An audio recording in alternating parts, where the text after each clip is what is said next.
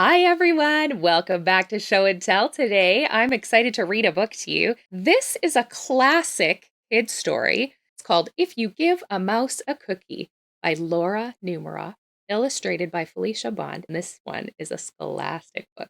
So this story is a story about chain reactions, like when one thing happens that causes another thing to happen and another thing to happen and another thing to happen. In this story, you'll see that they use the words if and then, including cause and effect. So cause and effect, to think about, is more like what happens after you do something.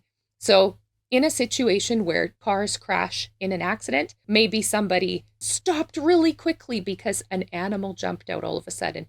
If somebody stops all of a sudden in their car, then the cars behind also have to stop all of a sudden. And sometimes they don't react fast enough. The effect is the people behind having to stop really quickly as a result. Does that make sense? So cause and effect, if and then.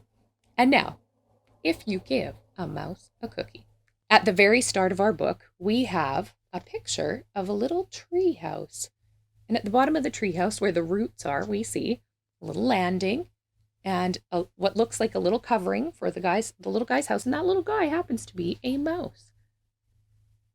He is wearing a backpack going somewhere, walking down the grassy hill. Oh, we see where the mouse is headed. There's a boy reading a comic book. Awesome choice. Reading and eating some cookies. If you give a mouse a cookie, so here we see the boy holding out a cookie to the mouse as the mouse kind of gets closer to the boy's house. He's going to ask for a glass of milk. Oh, so there's the mouse following the boy in the house.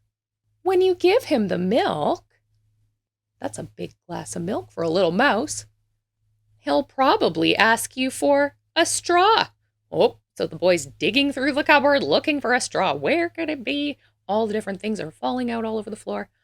Oh, and that's the mouse, stuffed. When he's finished, he'll ask for a napkin.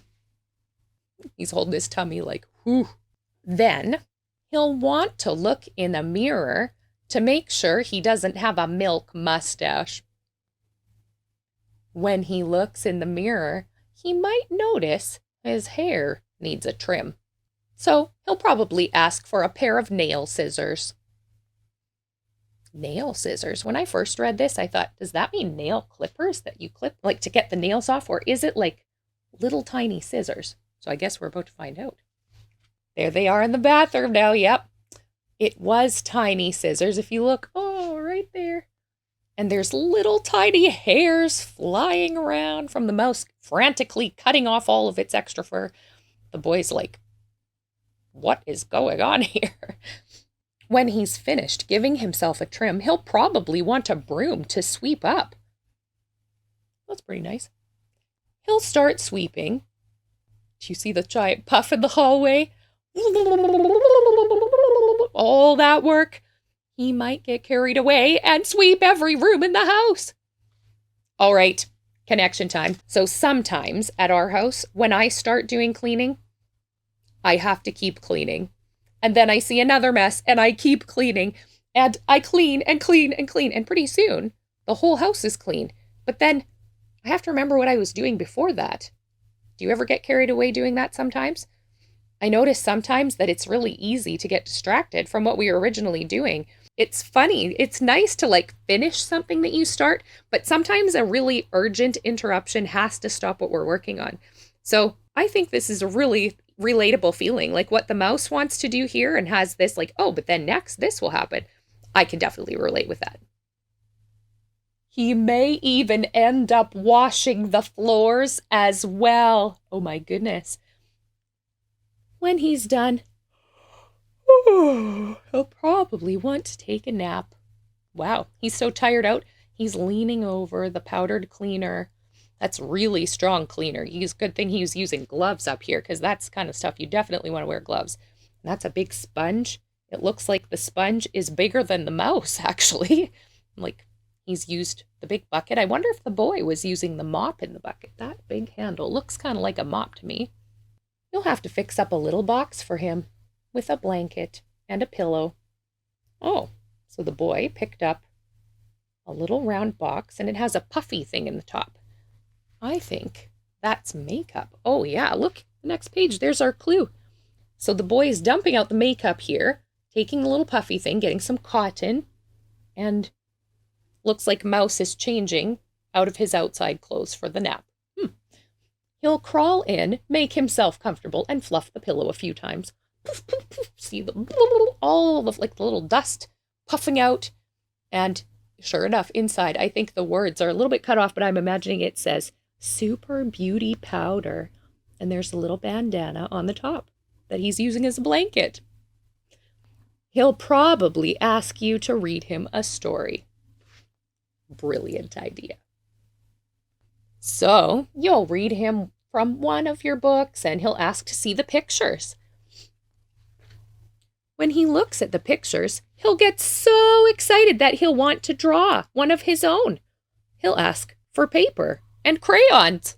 Sometimes if you read a story before bed that's really giving you good ideas, then you stop being tired and you feel like, I'm inspired, I'm not tired. Note to self, parents, we'll have to start a bedtime story playlist. How about that? Does that sound like a good idea? Let me know in the comments. Because a bedtime story should be nice and calm, maybe a little bit musical, but especially peaceful. Back to the story. He'll draw a picture. Can you imagine holding a crayon that's as big as your mom or dad? Like, that's huge. That's like picking up a giant log outside and trying to draw with it. Like, that's insane. This must be really tough. I wonder if the picture will turn out any good because the mouse is kind of like concentrated so close. But that's a massive crayon. That's his picture? Mind-blowing. That's amazing. He did that with crayons? Wow, that's like super talented mouse. When the picture is finished, he'll want to sign his name. That's true. Artists often sign their work, usually at the bottom corner of an art piece that they make. So if you draw a picture, then you can sign at the bottom just like an artist would. With a pen. So see the mouse looking at the boy's pocket? Yoink! Then he'll want to hang his picture on your refrigerator, which means he'll need, oh my goodness. So the boy's barely keeping up with the mouse. He's like, okay, so the next room. Okay, I'm going to still clean up the stuff that you left out from the last room. Oh, yep, okay, another thing. Yep, another thing. He's carrying all the stuff back. Now he's headed to the kitchen to hang up his art. He'll need Scotch tape. Another thing to dig out of the cupboard. Oh my goodness me. See, half the time it's cleaning up the mess after the mouse for the next idea. That cookie, do you think that cookie was worth all this work? Whew, I hope so. So he's digging out of the cabinet the Scotch tape and he tosses it to the mouse right here. And the mouse is like, I'm open, catch. He'll hang up his drawing and stand back to look at it. So here he is, looking back at his drawing. See the giant pile of food and things that he's used to climb up to the fridge? 2 jars and a box of crackers and some arborio rice. And then a big, huge canister of some sort and a big glass jar of olives. And I think a box of tea bags. Looking at the refrigerator will remind him that he's thirsty. He's going, I'm thirsty. I need a drink. So, oh, look at the boy. He's exhausted. Maybe this is a bedtime story after all. Do you start to feel tired after thinking of all the things the boy's doing to keep up with this mouse? My goodness. So, he'll ask for a glass of milk. And chances are, if he asks for a glass of milk, he's going to want a cookie to go with it. And there we are. If you give a mouse a cookie, that was a lot of chain reaction events, one after another after another. And the boy is so tired that he's just sitting down, crumpled onto the floor, covered in all the equipment from the day, from all of the crazy mouse activities. And the mouse is happily eating a cookie out of the bag and his nice glass of milk, his second glass of milk. That is quite the book, you guys. So in this version of the book, the author actually has this neat little board game. So if you have a dice at home, sorry, a die, dice is when you have more than one, but a single is called a die. So if you have a die, or actually a spinner is what it says in the instructions here, although a die might work just fine too. It says, the great cookie chase, dun-dun-dun-dun-dun. Borrow a spinner from one of your other board games and create a game piece by coloring and folding a strip of paper. Then take turns moving around the board. The first one to make it to the end wins the cookies. Well, that's clever. So you could even do a spinner on a website. And then a little board game piece, you just make like a tiny piece of paper and fold it in half. And as long as it can go blap and it can stand up on a paper like this, that would work perfectly. Well, thank you so much for reading with me today, everyone. That was an awesome story. If you enjoyed this, I highly recommend following along for the next story, which is kind of like the opposite of If You Give a Mouse a Cookie.